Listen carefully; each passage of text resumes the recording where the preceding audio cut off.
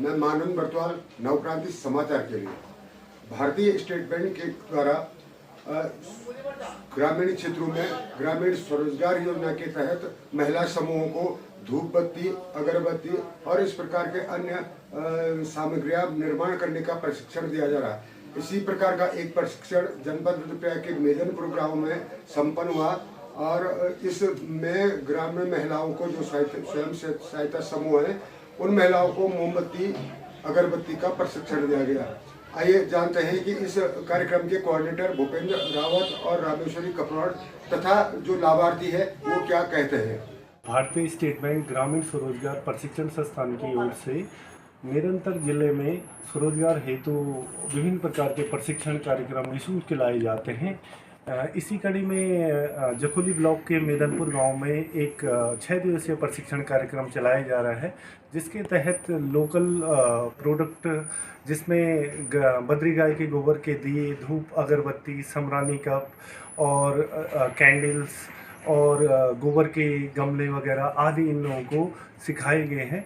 और निरंतर आरसीटी और हम लोगों का प्रयास है कि जो गांव की समूह की महिलाएं हैं वो निरंतर ये लघु उद्योगों से जो वो अपने घर पे इन प्रोडक्टों को बना सकती हैं, कहीं ना कहीं ये प्रोडक्ट आने वाले समय में उनकी आजीविका बढ़ाने के लिए एक मील का पत्थर साबित होंगी।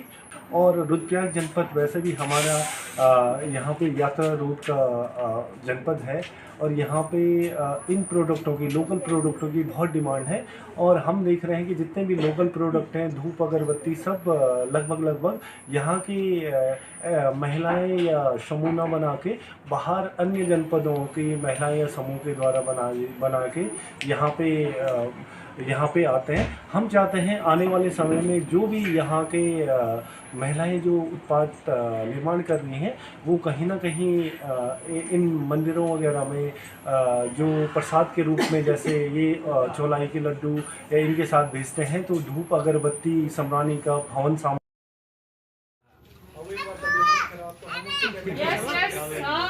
बस ऐसे ही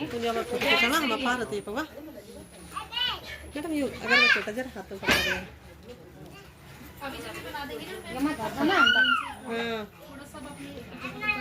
मेरा नमस्ते, मेरा नाम है उर्मिला देवी। मैं ग्राम मेदनपुर से हूँ और मैं चंडिका स्वयं सहायता समूह से जुड़ी हूँ, जिसमें कि मैं अध्यक्ष हूँ। हमारे गांव में SBI RCT के माध्यम से धूप अगरबत्ती की ट्रेनिंग दी जा रही है और सभी बहनें बहुत अच्छी तरह से खुश होकर सीख रही हैं। और हम चाहते हैं कि हम अपने खूब सीखें और अपने आप में एक आत्मनिर्भर बने। धन्यवाद। मैं अंजना रावत, ग्राम मेदनपुर से।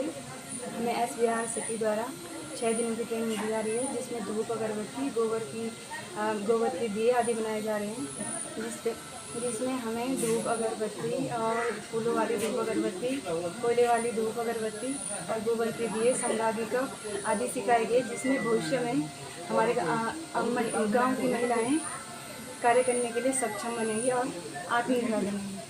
मैं रितु जगवान आप सभी का स्वागत करती हूँ SBI RCT में। यहाँ पे SBI RCT के द्वारा हमें यहाँ पे 6 दिवसीय परीक्षण दिया जा रहा है, जिसमें हम लोग अलग अलग प्रोडक्ट सीख रहे हैं। जैसे कि यहाँ पे हमने सीखा है गोबर का दिया बनाना और धूप बत्ती वगैरह, और अभी हमें यहाँ पे कैंडल सिखाया जा रहा है और गोबर से समरानी कप वगैरह, कलरफुल धूप वगैरह और कोयले की अगरबत्ती और गेंदे के फूलों से जो अगरबत्ती और धूपबत्ती बनती हैं वो हमें सिखाई गई है।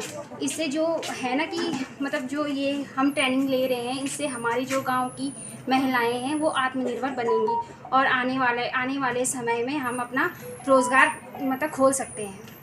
मेरा नाम सरिता देवी, मैं स्वयं सहायता से समूह से जुड़ी हूँ। मेरा समूह का नाम जय मां मठाना। हम यहाँ पे धूप अगरबत्ती बनाने आ रखे हैं, जिसमें हमने दिए धूप अगरबत्ती की मैम ने सिखाया हमको बहुत अच्छी तरह से। समरानी कप बनाए हैं। हमने अपनी आर्थिक स्थिति सुधारने के लिए यहाँ पे ट्रेनिंग के लिए आ रखी है, जिसमें हम सभी महिलाएं शामिल है। धन्यवाद। मैं श्वेता देवी, ग्राम मेदनपुर। यहाँ पे SBI RCT से यहाँ पे अगरबत्ती और धूपबत्ती बनाई जा रही है, जिसके कारण हम इसमें ट्रेनिंग ले रहे हैं और हमारे मैम और सर ने भी बहुत कुछ समझाया कैसे बनाते हैं, क्या करते हैं। धन्यवाद।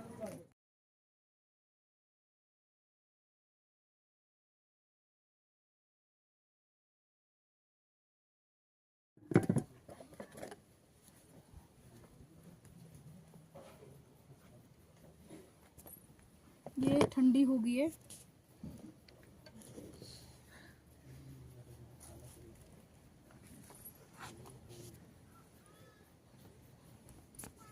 हमारे गांव में ये आरसीटी द्वारा हमें सुझाव दिया गया कि यहाँ पर अगर महिलाओं को हम विभिन्न उत्पादों के लिए जैसे दिए बनाना, गोबर के दिए बनाना, मोमबत्ती बनाना और इस तरह के उत्पादों को बनाने के लिए प्रशिक्षण की व्यवस्था है सरकार के द्वारा। एक अच्छी व्यवस्था है जिसमें कि जो है प्रशिक्षण के लिए महिलाओं को विशेष तौर पर एक एनवायरनमेंट दिया जाता है। मैम, प्रश्न ये उठता है कि हम कई बार ये प्रश्न करते हैं कि क्या जहाँ इतनी बड़ी राष्ट्रीय कंपनियां हैं जो इतना बड़े बड़े उत्पाद करती हैं और हम छोटे छोटे गांव से लोग जो है हम क्या उन उत्पाद और उन कंपनियों के सामने हम क्या हमारा बाजार टिक सकता है?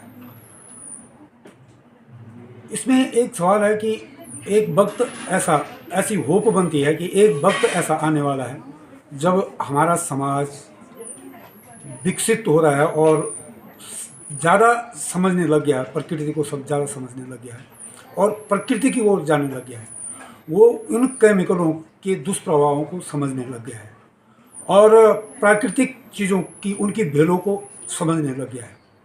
तो हम इस आशा में गांव की इन महिलाओं के साथ काम करते हैं, उन्हें प्रशिक्षित करना चाहते हैं कि हमारे पास सारे प्राकृतिक संसाधन हैं।